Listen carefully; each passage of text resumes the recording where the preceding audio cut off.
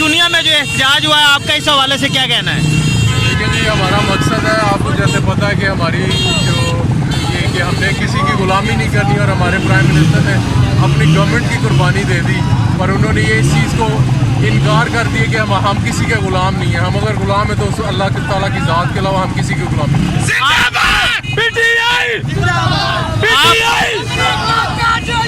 इमरान खान साहब की जानिब से डिमांड किया जा रहा है, आप बतौर MPA के लिए तैयार हैं और अपनी जो नौजवानों के लिए खुसूसी तौर पर कोई पैगाम हो? मैं इंशाल्लाह जी आपको पैगाम ये देना चाहता हूँ, अगर आपने ये अपने कैमरे को इधर घुमाए तो आपको इस चीज़ का जवाब मिल जाएगा कि मेरे जितने भाई दोस्त हैं सब वो भी तैयार हैं, और हम इंशाल्लाह आज से तैयार हैं अगले इलेक्शन के लिए।